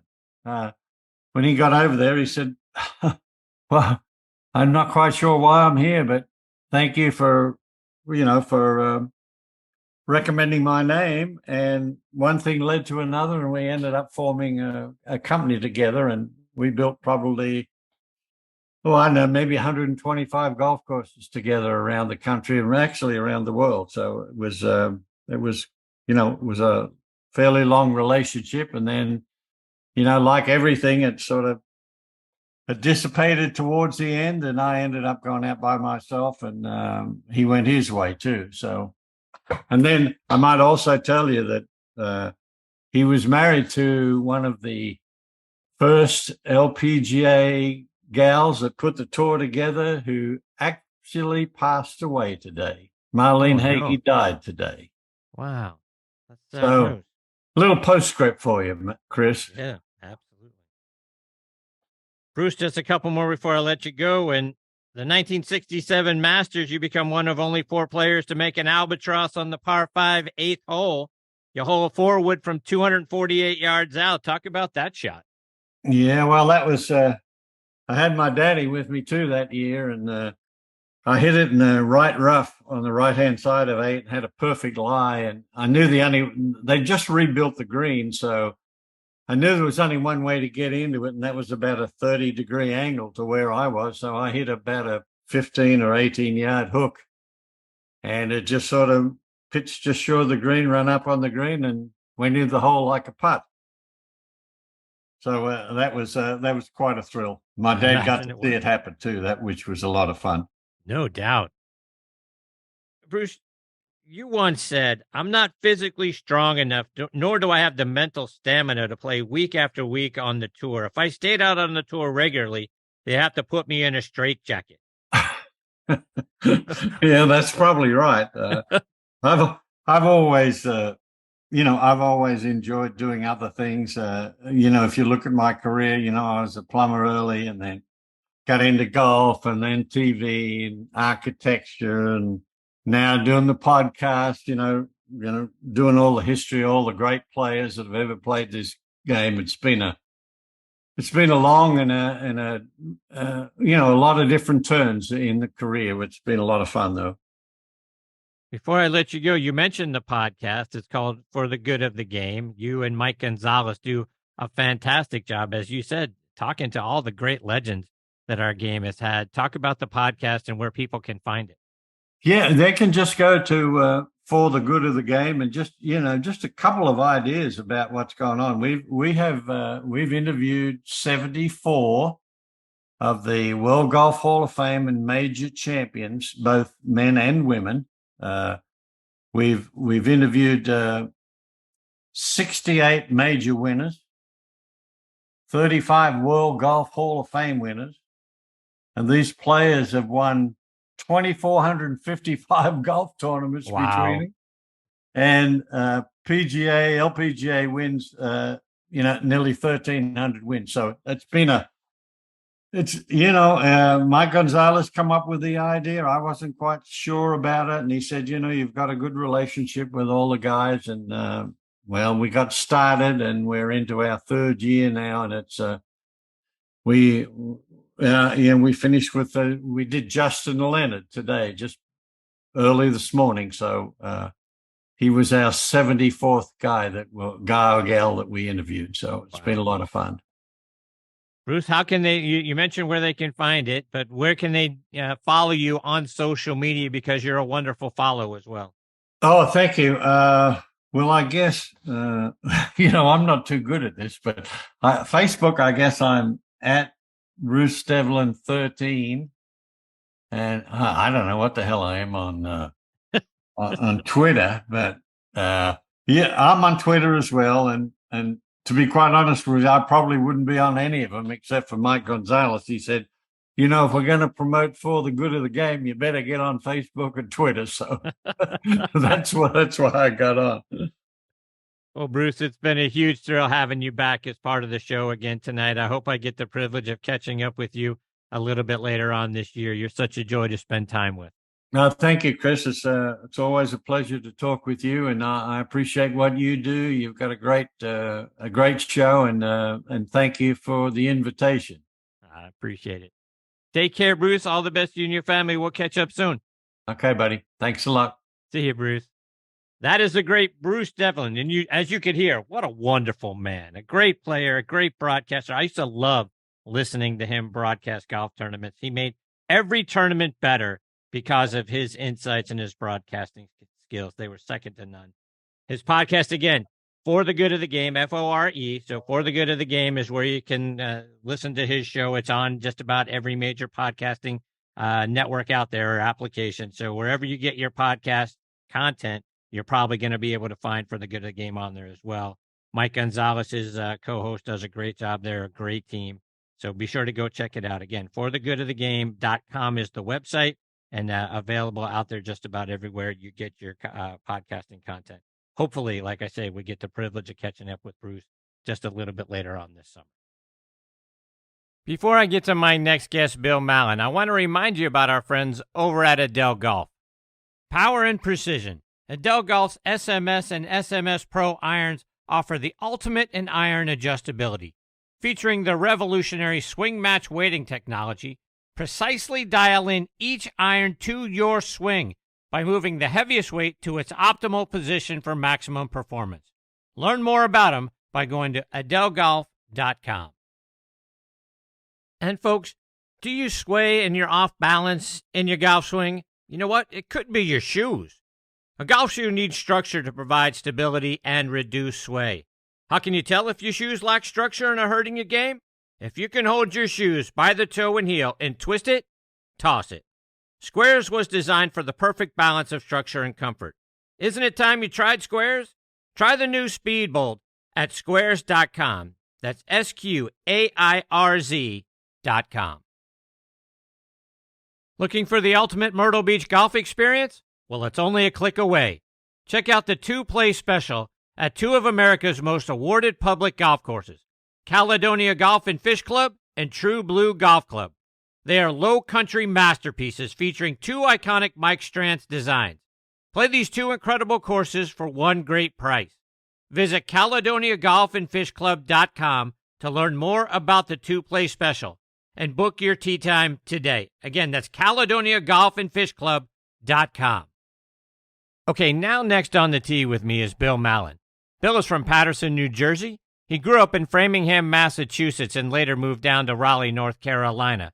His father was a competitive cyclist. Bill attended Duke University and played on the men's golf team, where he lettered from 1970 to 1973. He helped them to top 6 finishes all 4 years in the ACC Championship, and he was named a Ping GCAA All-American in 1972 and 73, and he was twice voted to the Outstanding College Athletes of America. Individually, he finished tied for 6th in the 1972 ACC Championship and jumped to 4th in 1973. He won 43 amateur championships, including the Massachusetts and New England Amateur Championships twice, and one Mid-Atlantic title. He also won the New England Open in back-to-back years of 1976 and 77.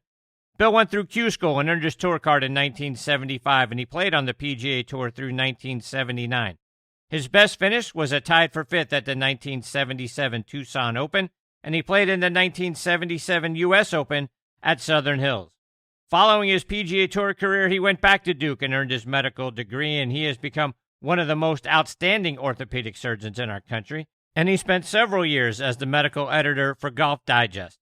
He is an Olympic historian, and he's written several books on the topic and co-founded the International Society of Olympic Historians, and I'm very honored to have him with me tonight here on Next on the Tee. Hey, Bill, thanks for coming on the show. Oh, well, thank you, Chris. Thanks for having me. Bill, I want to start by going back to your start in the game of golf. Like I mentioned in your intro, your father was a competitive cyclist. How'd you get into golf? Well, I was a competitive cyclist too, and we lived in Framingham, Massachusetts, and I raced in Massachusetts in the 6th, 7th, and 8th grade. I actually was the Massachusetts junior champion one year, although there were only 4 people in the race. It wasn't much of a victory. And then for the 9th grade, we moved to Raleigh, North Carolina, and there was no cycling there. Nobody did it in 1965. There was just nothing for me to do. And we were there. We moved it early in the summer, so I had a couple months before school started. So Dad asked me if I'd like to go maybe try and play golf, and they took me to the golf course when both my parents worked, and I started playing golf in Raleigh that summer. Played all summer, and I got pretty good pretty quick. So I kept playing golf. Bill, I read a story when you were at Duke that you and one of your dorm mates once drove around the campus drive circle 500 times. The last 10 laps, you actually drove backwards. What's behind that story? I believe there was some alcohol behind that story, as I remember. We were just in the dorm having a few beers and just decided to do a crazy thing. I mean, you shouldn't drive when you've been drinking. I don't drink very much, so I wasn't drunk, but it's also pretty hard to get in an accident driving around the traffic circle that's about 50 feet wide. We decided we would try to set some sort of record, which I think we did. Bill, several of the players I've talked with that played when you did, they talk about getting through Q School and that being one of the most pressure-packed tournaments that they ever played in. What was it like for you getting through Q School? It was one of the most pressure-packed tournaments I ever played in. One of the great things that happened to me at Q School was, and this is in the days of only, 3 television channels, 1975. The night before my first round, I'm scared to death and, very nervous. And my favorite James Bond movie came on TV, and I got to watch it, and that really relaxed me, which was You Only Live Twice with Sean Connery. And I watched that, and that relaxed me. And I shot 69 the first day, and I was always within the cut. I think that year it was 25, the top 25 made it. It was at Disney World, and I was never outside of the cut after that first round. And I remember the last round, especially, I was so nervous. I didn't play very well in the front. I shot 38. And right then, I think I was right on the border of the cut line. And 10 was a short par 5, and I hit a 4-iron second shot on the green about 25 feet. And I left the 25-footer 5 feet short. And then I left the 5-footer 6 inches short. And I just started laughing because I said, well, I can't choke any worse than that. and that kind of relaxed me for the rest of the round in one sense. And then in another sense, I was still so nervous that I just said, just go ahead and just swing as hard as you can on everything. And I just sort of went on autopilot, and I played great from there. And I think I shot 3 under in the last 8 holes, and I made it by, I think, about 3 shots to spare. Bill, 1976 at the Tallahassee Open.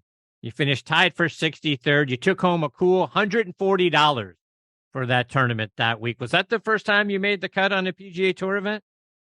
No. My first tournament on the PGA Tour was the Crosby at Pebble Beach and the other courses, which was actually the first tournament I qualified for, and I made the cut that week. It's a 3-round cut, and I played the 4th round. I had a great 4th round pairing. They put us out in foursomes because of the amateur pairs, and I was with 3 other guys that had not that their amateurs didn't make the cut. So I played the last round with Frank Beard, who was a former #1 money winner, Bobby Nichols, a former PGA champion, and Steve Melnick, who was a former U.S. amateur champion. I had a great pairing for my first 4th round on the PGA Tour, but I made my first cut for a tournament I got into. Wow. That year in June, 76 in June at the Western Open, you have one of the best finishes that you had on tour.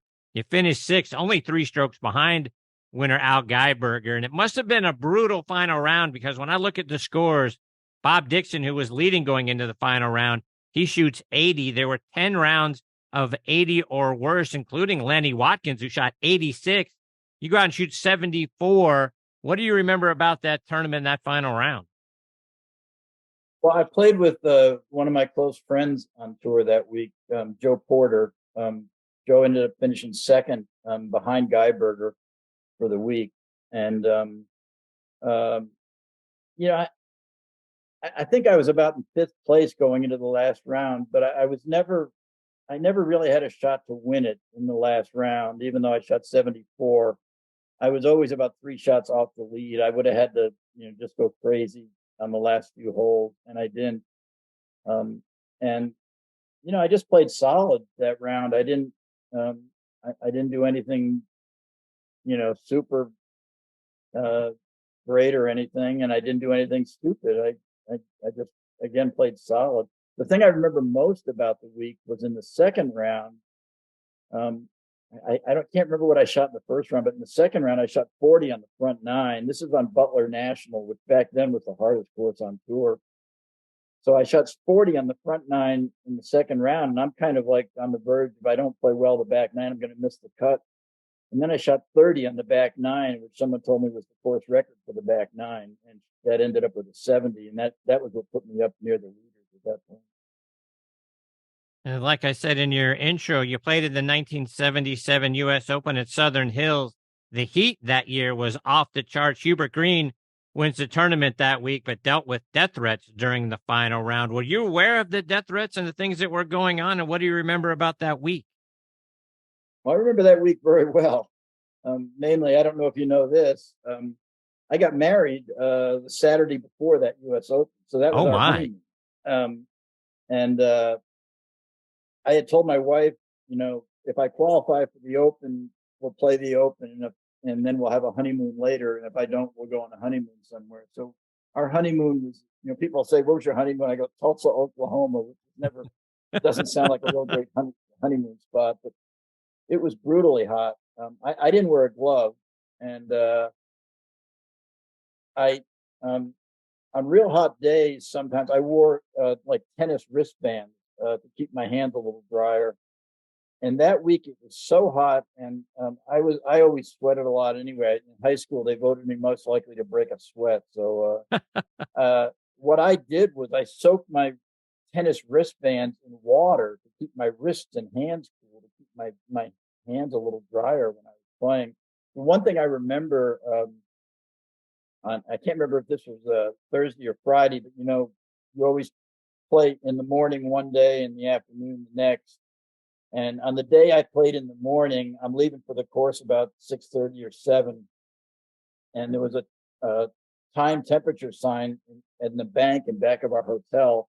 And as I got up at 7 o'clock and drove there, the temperature was already 82 degrees.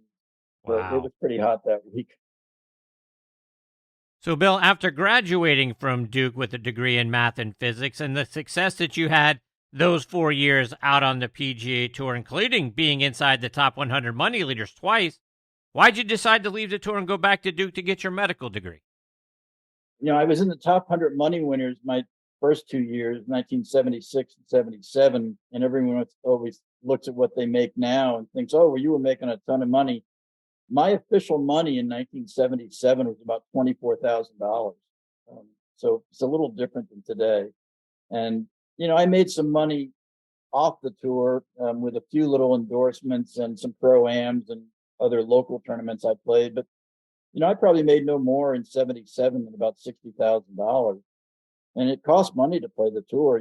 Nobody's paying for it except yourself. And then at the end of 77, and then into 78 and 79, I got the driver yips. I couldn't hit a fairway to save my life. And I only kept my card for 79 because Dean Beeman realized I had done pretty well the first 2 years, and he gave me a 1-year extension, and I kept the card for 79. But I made very few cuts those last 2 years. I think I only made 1 or 2 cuts each year. And I had to do something different. There just wasn't any money out there unless you were near the top. And not only wasn't I near the top, I was near the bottom now. And I had to do something to make a living. And my wife and I talked about it and talked about medical school, and I decided to go back. Talk about that decision to go back to school. You majored in math and physics the first time around. What got you to go back to medical school, and why orthopedic surgery? Well, I'd had a shoulder surgery myself in 75, actually only about 7 months before I went to Q school. And I'd sort of become interested in it. And when I was looking to do something else, I went back to the surgeon who operated on me. And I asked him if I could spend a little time with him and watch some surgery. And I spent a couple of days in his office and watched a couple of surgeries. And became interested in it. And I knew it was a pretty good way to make a living. I didn't really realize at the time how long it takes to get to be an orthopedic surgeon with everything. But, I had a background in math and physics, so I had good science. So I knew I could handle the science of medical school. That wasn't a problem for me. But I had never been a pre-med at all. I'd never taken any of the standard pre-med courses other than what they require in physics. So I had to go back to school for a year to get into medical school, which I did at Northern Illinois University, which was near my wife's parents' home. We lived with them for about 10 months, and I took courses there. You've contributed your medical knowledge to Golf Digest for many years. Talk about marrying your golf knowledge with your medical knowledge to help us understand what's going on in our golf swing. I haven't been the editor at Golf Digest now for about 10 or 15 years. I did that from 87 to about 2008 or 9. I wrote a column for them for about 15 years called Ask the Doctor, where people wrote in questions and I gave answers to what they could do. And I also, I was a co-author on one book called Medicine from Tee to Green, in which 3 of us were co-editors of the book, and talking about medical problems in golf and how you deal with them and things like that. So that was one way. And then I wrote another one, and that was more of a medical textbook type of thing. But the other one I wrote was more of a popular book, which actually I never even thought about doing that, but a book agent actually tracked me down and asked me if I'd be interested in doing it. I said, yeah, sure. So, and that one was called The Golf Doctor. And we wrote that. Again, talking about golf injuries and the golf swing, how you can adjust your golf swing to play with injuries and various other aspects of the medical problems in golf. And, over the years, I wrote a number of journal articles on golf injuries and various things about them. Not a ton. My subspecialty in orthopedics was shoulder surgery and shoulder and elbow surgery. So I wrote more papers on that than simply on golf. But I did write a series of about 5 or 6 articles when I was a resident, actually, with one of the attending surgeons at Duke on playing golf with hip replacements and knee replacements. And those articles have been pretty well received. They've been quoted a lot and referenced in other articles in the literature over the years. And actually, gosh, it's at least 10 years, it might be 15 years now, at a meeting of the American Academy of Orthopedic Surgery, we had a symposium on playing golf with hip and knee replacements. And the symposium was me, Jimmy Andrews, the renowned sports doctor, Jack Nicklaus, the renowned golfer, and then 2 other surgeons who do primarily hip and knee arthroplasty, John Callahan and Ben Beerbaum. And, so those are just some of the ways I've tried to contribute to, the medical knowledge of golf. And Bill, you weighed in recently about when you think Tiger is going to be able to play again. I think you said it would be 6 months to a year from now before he'd probably be able to get back out there. Talk about why. Well, first of all, it's at least 6 months. 6 months is when he can maybe start hitting balls, I think. He had a fusion in his foot, thing called a subtalar fusion, which is a fusion of 2 bones in the back of the foot, just underneath your ankle joint. And, that has to fuse together. They have to heal first. And during that time, he can't be putting a lot of weight on it for at least several weeks. How long he stays off it exactly depends on his surgeon's advice and, what he thinks he needs to stay off it. And then he gradually has to, start putting more and more weight on it and walking, without he might be using a cane for a while. But right now, he's probably using a rolling walker or something like that, or he'll use crutches until he's able to put weight on it. So all that's going to delay him just getting back to walking, much less swinging a golf club. And so it'll be at least 6 months before he can even hit ball. I don't, he last played at the Masters in the second week of April. I think the earliest we'll see him back is the next Masters. I'd be surprised if he plays before that. The only possibility before that to me maybe like the father's son or something like that, where we could ride a cart and maybe just hit some shots. Not a full scale event. It's also only 2 rounds, but he's going to be out for a while with that.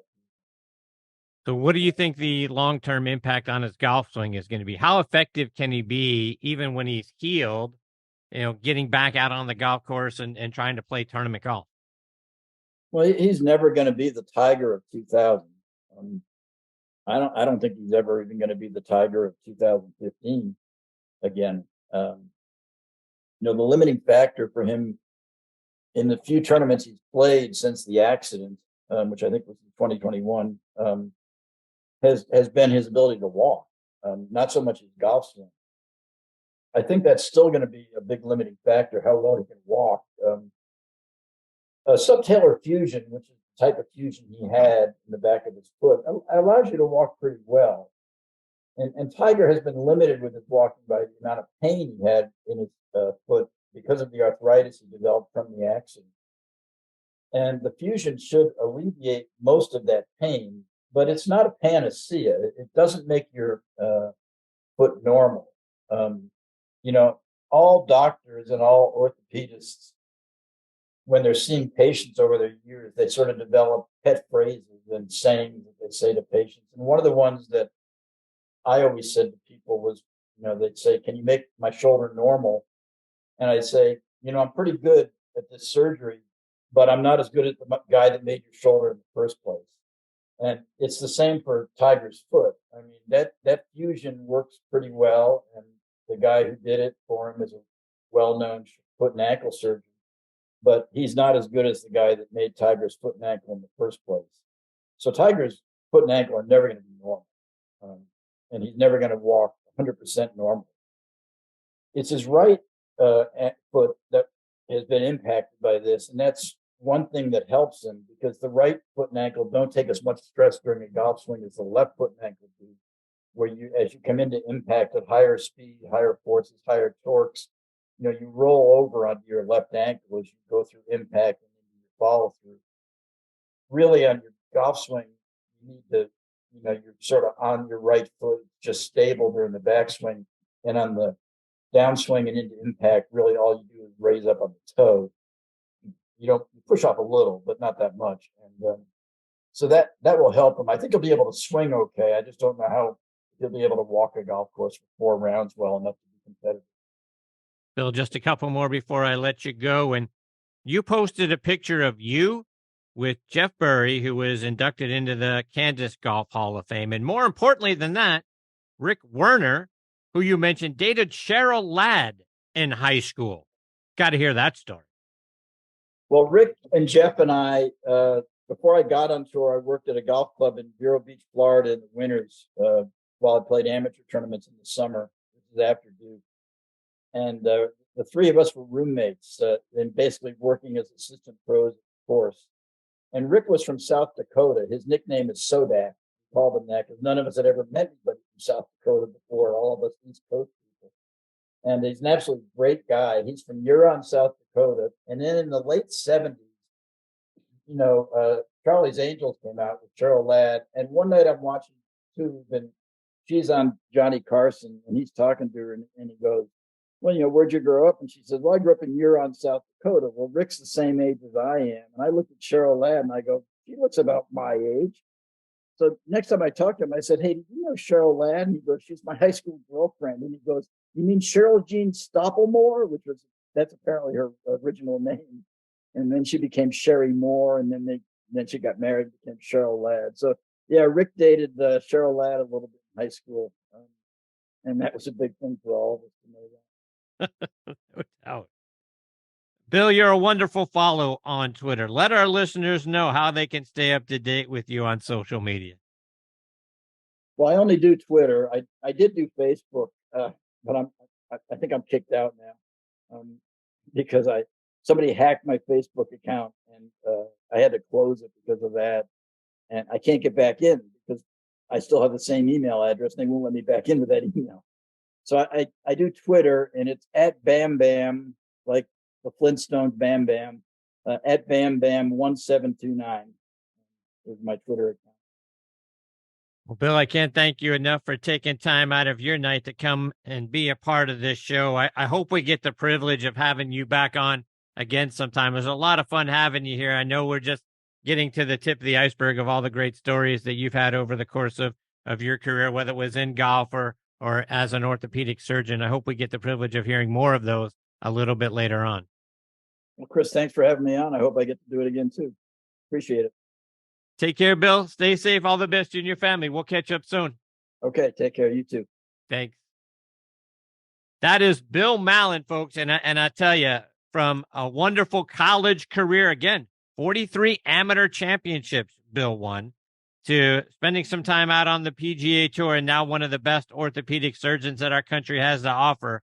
Great insights from all of that, from college to the PGA Tour, and then getting some ideas about Tiger Woods and what he can expect, how long that healing is going to take, and then where he goes after that. So expertise from Bill is fantastic, and I'm glad we got to spend some time with him. And like I say, hopefully we get that privilege again soon. Folks, before I close up shop tonight, you've heard me talk about some great products that I saw at the PGA Merchandise Show. And another one that stood out to me is On Point Golf. Game-changing, three-dimensional ball markers that science shows will help us see the line better when we're putting, and therefore make more putts and lower our scores. See for yourself why Jim Furyk and I are big fans by going online to onpointgolf.us.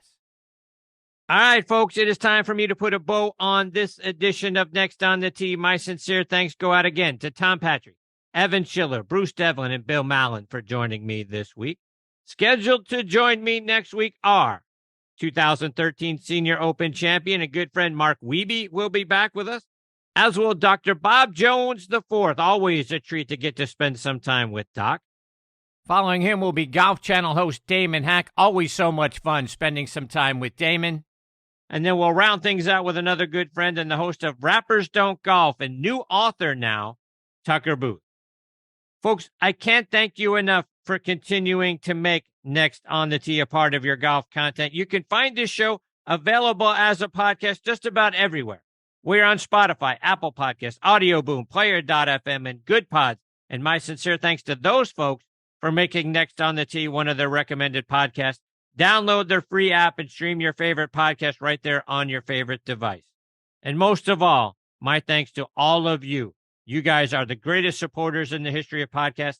I appreciate you all so very much. Until next week, hit 'em straight, my friends.